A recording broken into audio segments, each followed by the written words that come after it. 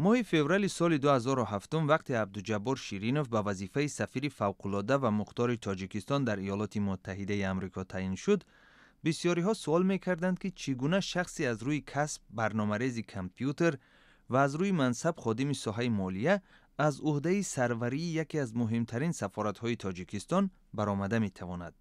ولی عبدالجبار شیرینوف میگوید این بار اول نیست که او کسب‌های نو را از خود می‌کند.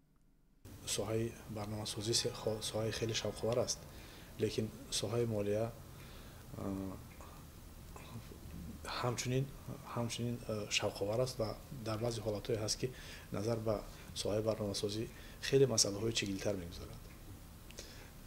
در ساحه دیپلماتی هم باشد، اکنون یک سال شده است که کار میکنم. در اینجا هم خیلی مسائل‌های عجیب زیاد. ماه مارس سال 2004 وقتی به مراسم گشایش سفارت تاجیکستان در واشنگتن سفر کرده بودم، آن زمان سفیر همراخان ظریفی که حالا رهبری وزارت کارهای خارجی را بر دوش دارد، با راننده سفارت ظفر سعیدوف پایه پرچم تاجیکستان را نصب می‌کرد و دیپلمات‌ها بختیار یاروف و محمد نظیر شریفو میبلی آشخانه را جمع و جور می‌نمودند. متاسفانه امکانات مالی تاجیکستان محدود است و دیپلمات‌های تاجیک نیز ضرب المثل به یک مرد 40 هنر کم است را در یاد دارند. سفیر تاجیک میگوید صندوق بین المللی پول و بانک جهانی دو مؤسسه بین المللی مالی که در تطبیق برنامه مبارزه با قشاقی در تاجیکستان سهم دارند در واشنگتن جایگیر می باشند. بر علاوه عبدالجبار شیرینوف میگوید سفارت سعی دارد سرمایه‌گذاران آمریکایی را به همکاری با این جمهوری تشویق نماید. جلب نمودن صاحبکاران آمریکایی برای اشتراک در اقتصادیات تاجیکستان، برای ترقی دادن اقتصاد تاجیکستان، برای هرچی بیشتر پیدا شدن مبلغ‌گذاری‌های نو در اقتصاد تاجیکستان، مبلغ‌گذاری‌هایی که به واسطه به اقتصاد داشته میشن، نه همچون قرض بلکه همچون حصه اینوستوران امریکا در ترقی اقتصاد تاجیکستان. امریکا کشوری مهاجران است. آیا تاجیکستان با مقامات امریکا امکان صادرات نیروی کاری به این کشور را بحث کرده است؟ در اینجا نظام کاری همین خیلی مانده شده است که در همه ساحه‌های کاری از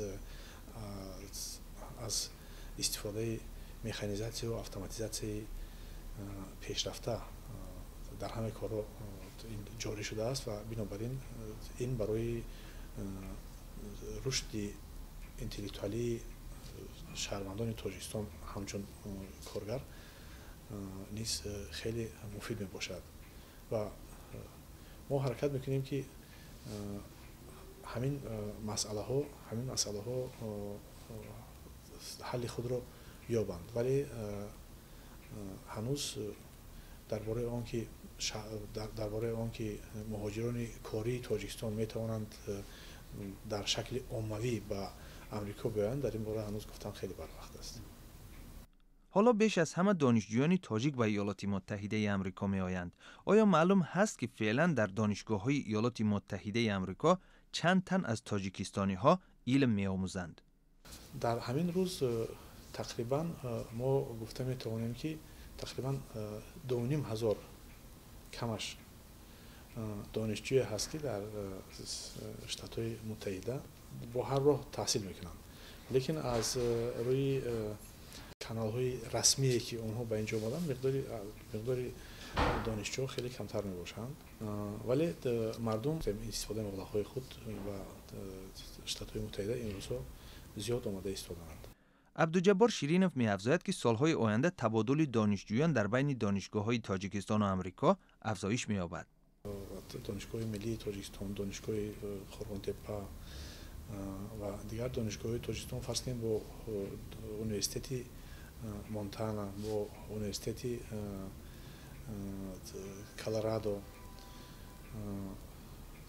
با اونیورسیته نبراسکا، شتات نبراسکا، با این اونیورسیته شرطنامه‌های همکاری هستند که مطابق آن تبادل دانشجویان می‌شود. سال گذشته نظر به سال‌های پیشتر فرض کنیم مقدار دانشجویانی که به شتات‌های متحده آمدند خیلی زیادتر شدند сабабаш он аст ки дар тоҷикистон аллакай муассисаҳое ҳастанд ки барои ба штатҳои муттаҳида равон кардани донишҷӯён шаҳрвандони тоҷикистон аллакай дар кор ба гуфти шумо балад шудаанд ва акнун алоқаҳои зиштар барпо кардаанд бо баъзе университетҳои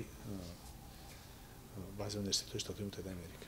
خب دانشجویان تاجیک از سفارت تاجیکستان چی انتظاری دارند؟ از سفیر پیش از همه خواهش می‌کردم که یک برنامه به پیش گذارن که مهمیت تاجیک مدنیت فرهنگ تاجیکستان باید در آمریکا بیشتر پهن کرده شود. باید دانشی آمریکایی‌ها نه تنها آمریکایی دانشی بلکه دیگرگونه باید نسبت تاجیک و نسبت پارس بلند گردانده شود. اما با گفت سفیر تاجیک سلام از دو جانب می شود.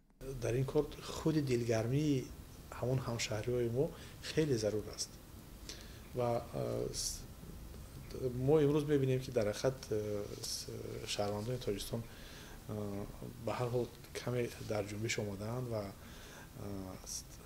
مسئله‌های متشکل نمودن آنها رو نیز ما حرکت می‌کنیم که تیزتر شود. سفارت با قسم زیادی شهروندان تاجیک در تمام شتات‌های متحده آمریکا علاقه دارد و فکر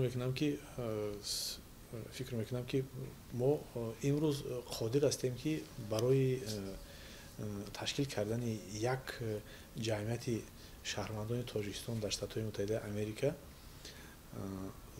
کار نظررس کرده توانیم و همین تجلیل همین گونه جشن‌ها یکی از واسطه‌های خوب می‌شود برای با هم نزدیک شدن شهروندان. ضمناً جماعت مهاجران تاجیک زبان مقیم نیویورک و سفارت تاجیکستان با تشبث تشکیل جشن نوروز مراجعت کردند.